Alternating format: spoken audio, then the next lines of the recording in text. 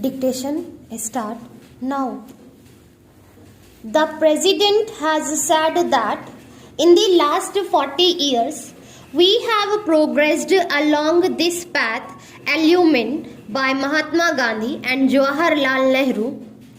We shall adhere to it, come what may, with the determination and courage instilled in us by Indira Gandhi. In my opinion, this is the time for all of us, whether belonging to that side or this side, irrespective of party affiliations, to dedicate ourselves to these basic fundamentals of our constitution. If we do that, we will be united India. Not only will we command respect in the Committee of Nations, but the foundations will be such that nobody on the earth will be able to do any harm to us.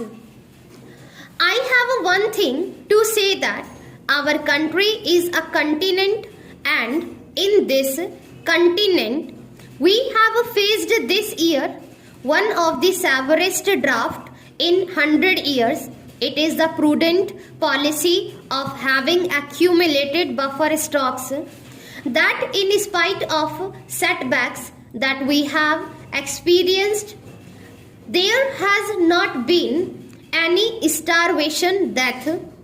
This is a tribute to the ingenuity of our policy of having created the buffer stocks.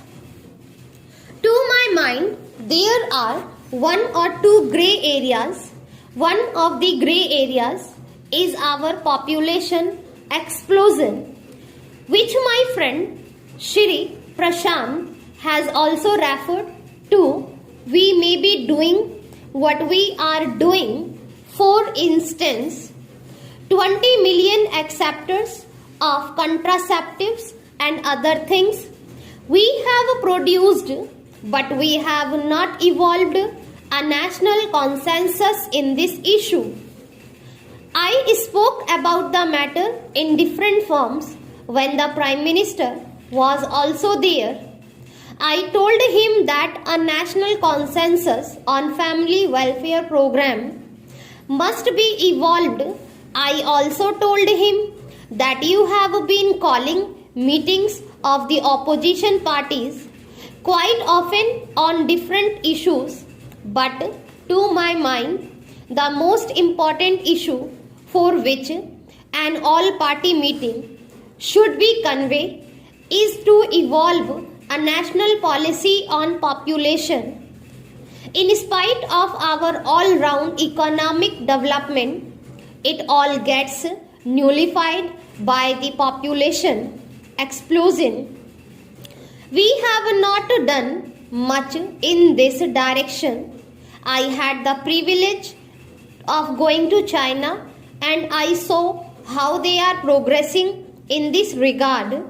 It is true that there have been many occasions when undue advantage has been taken by one party or the other in the implementation of this program.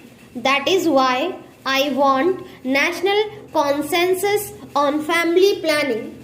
Sir, I go to the next area, and that is with regard to agriculture. The agriculture minister has stated in a conference the other day that in spite of drought, he has fixed a target of 175 million tons of food grains for the current year.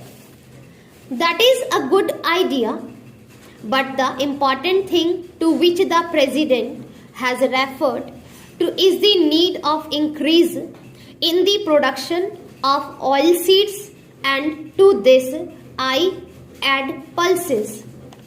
I want the government to give special attention to the production of these things, because edible oils and pulses are the common man's needs in India. And we are having shortage of pulses and edible oils, and we are importing these in a very large quantity.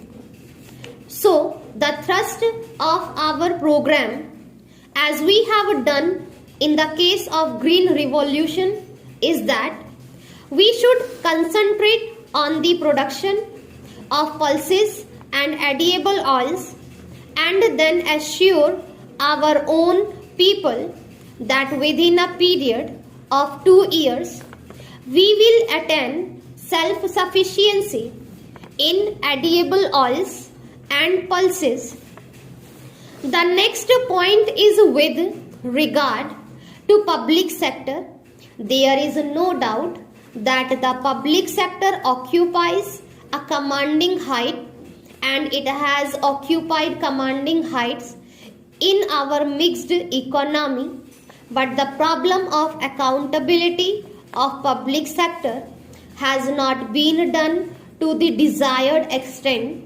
I submit, sir, that for this purpose the program implementation ministry is helping the public sector undertakings with regard to any difficulties that they face in that ministry, or before 5th of every month they get a report from the particular undertaking with regard to the difficulties that they face in manufacturing or marketing or finance or any other thing, and the program implementation ministry sees to it that these difficulties are removed, but a new thinking has come to the heads of these public sector undertakings, that is by sending the report on the 5th of every month they pass on the buck to the program implementation ministry and they forget about what they have written. This attitude has to be changed. The executives of these public sector undertakings should be told that the planning commission or the program implementation ministry is there only to help you, and it is for you to set things right and see that any difficulties faced by them are removed and their undertaking shows a result. I think for that purpose it will be advisable that their promotion or renewal of their contract or enhancement of their present grade should be linked with the jobs done by the heads of these public sector undertakings.